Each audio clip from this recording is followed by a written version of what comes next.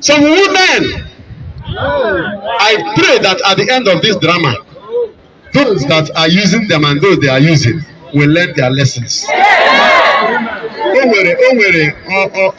nwere ike je ebe a na-ele n'ahịa ife ebe a na-ele anụ akpọwacha anụ ọ bụrụ anụ nchi anụ mgbada anụ efi anụ tọki anụ eneden mana e nwere ịma na spelling of anụ am yo mana enwere ike mee hyphen n ọ bụrụ gịnị anya ị hapụzi anụ jebere gịnị anya ahụ onye hapụrụ ebe a na-ele anụ jegote ebe a na-ele ahụ onye gotere ahụ gịnị ka ọ na-achọ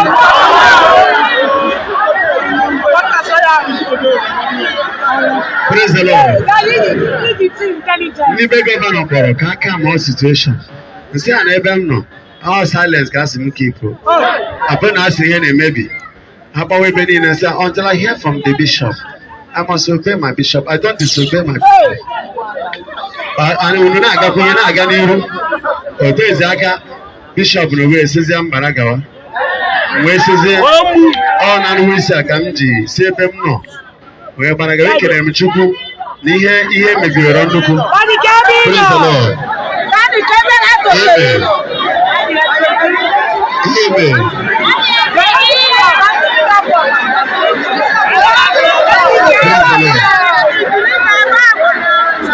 And I know that I'm the Cherutebero. Ndebo, Yerutebero. Port can I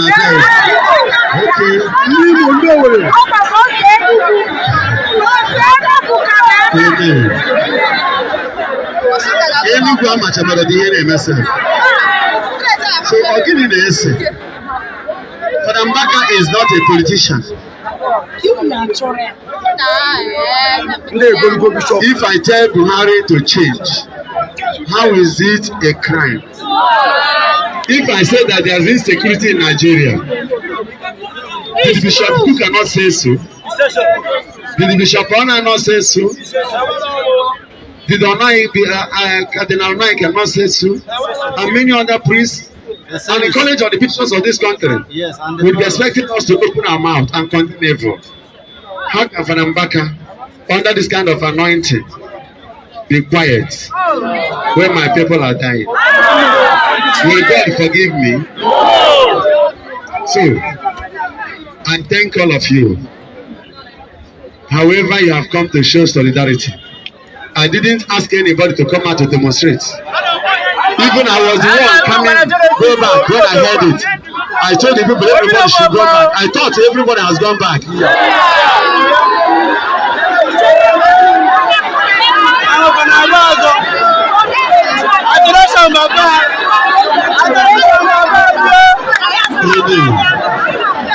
So, God will bless you. I don't blame you people who came for prayers in a kidnapping time like this and started hearing news here and there. Went to the father's house, father was not there, his car is not there. Asked the gate man said he has left since yesterday. Where is he? Nobody has a story of his whereabouts. So if you are the child of such a father, will you be comfortable? And unfortunately for us, some of those who attended that meeting, instead of keeping the secret, they started talking. Yes. And they told some people that are friendly to them that Mbaka should be closed. Father Mbaka will be sent out. Yes. And the people heard it. So they caused their trouble. What I'm trying to tell you, because, listen, because you people have not forsaken me, I will never forsake you.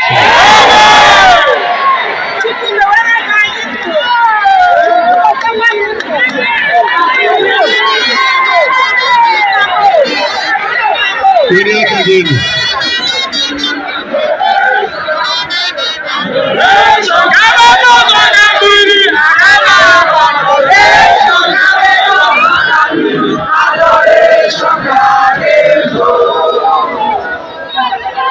So everybody now came in.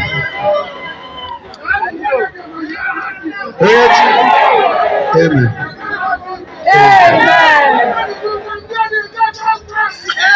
Amen.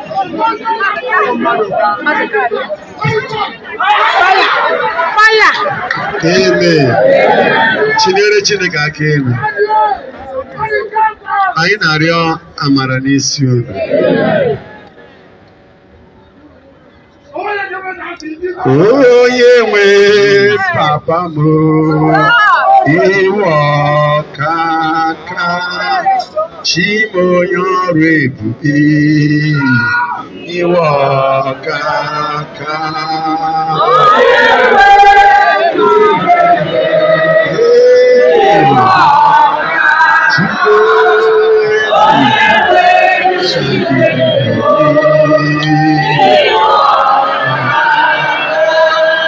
Chineke chuma deresha, iwe ọkaka, onye ọrụ ebube, ọkaka. Chineke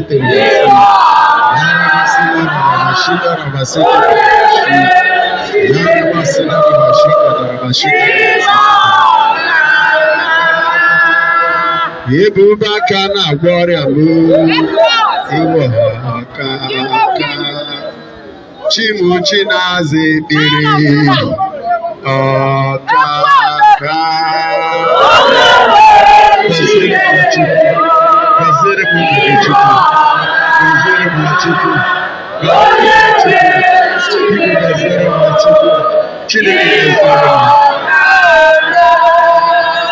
Jide aka n'isi.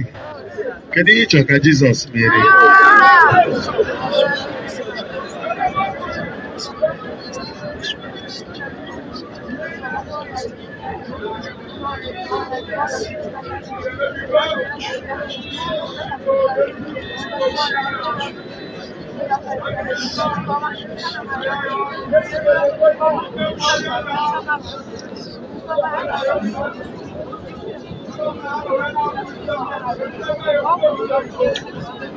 Ya bụrụ na ị nọ n'ọrịa, rịọ ya ọgwụgwọ nsọ.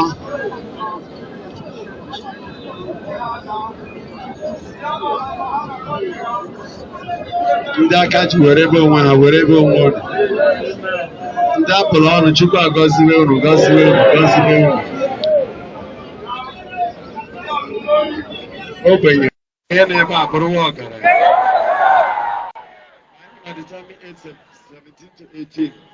Anatara nwa ogbenye na-ebe a ike eji abụ ọgaranya. Anyị nọ na Deuteronomy 31:6. Anatara mmadụ amara nnọnyere Chukwu.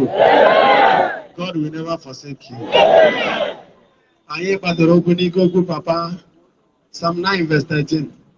Onwe ndị n'ebe a kpọchiri n'ọnụ ụzọ n'ime ọnwụ, ụlọ ọnwụ, ka ọnụ ụzọ ọnwụ a mepee. Ha were onwe ha n'aha Jizọs. Ọ bụrụ na gị nwa n'ebe a were ihe na-achụ gị, etu anyị si gbara ọsọ ndụ dị ebe a taa, ka Chineke chụwaza ihe na-achụ. Chụọ ndị na-achụ ha. Enwere m aka elu n'isi gị. Anọ m n'okwu ya Luke 21:18. Ọ sị na o nwere ofu ntutu dị n'isi a ga-adapụ adapụ. O nwere nke a ga-achọ achọ. Agọzie m ndụ gị. Agbado m okwu n'ike okwu nke papa na Psalm 16:11. Ọsọ ọ ga-egosi unu ụzọ nke ndụ. Ka Chukwu gosi onye na-ebe a ụzọ ndụ. Ụzọ ndụ ka a ga-egosi gị. Chineke ga-egosi gị ụzọ ndụ. Chukwu ga-egosi gị ụzọ ndụ. Ka Chukwu gosi gị ụzọ ndụ. Ka Chukwu gosi gị ụzọ ndụ. Anọ m na the book of Psalm 33:19. Asị ka ọ na-egosi gị ụzọ ndụ ka o mechiere gị ụzọ ọnwụ. Ọ mechiere anyị ụzọ ọnwụ. Ọ mechiere anyị ụzọ ọnwụ. Na Psalm 68:20. Ike nke ọnwụ anapụghị n'ebe ndị nke anyị nọ. Ọnwụ a na-anapụ ike gị n'ebe ndị nke Chukwu. Agbatị m aka na ndụ gị. Ebe okwu Chineke kwuru sị na the book of Deuteronomy 33 na verse 23. Ana m ayọ incalculable favor. Ihu ọma agaghị agụta ọnụ. Ka isogharịcha ihe atọ ọ masịrị Chukwu na ọ ga-adị otu a. Nke Chukwu na-amara anaghị eme. Ka Chineke were ihu ọma nke Naftali wee gọzie gị. Ikuku ọma na-eku ebe a bụ ikuku favor.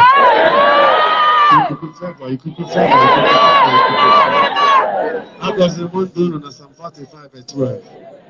Ọ sị na ndị ọgaranya ndị aka oke eze nke ụwa ga-agbara ọsọ bịa na-esogharị gị maka na ihu ọma bụ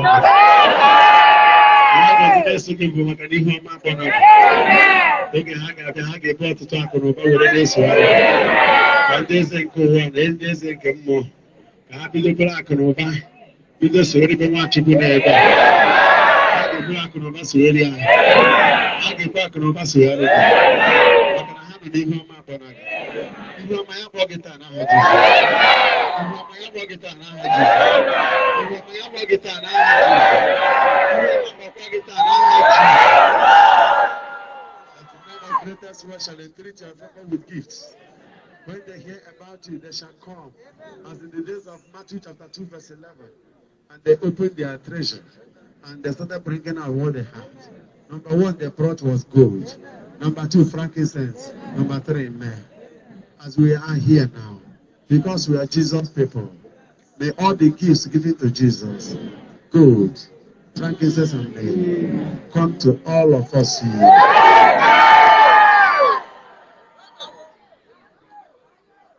Na mmechi ekpere a, mgbe unu ga-ana Chukwu chekwara m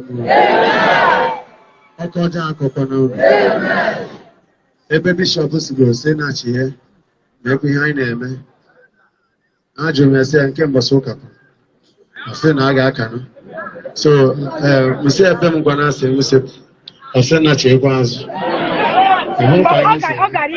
so biko onye meziri ụghara ọzọ kpamkpam gụsagodi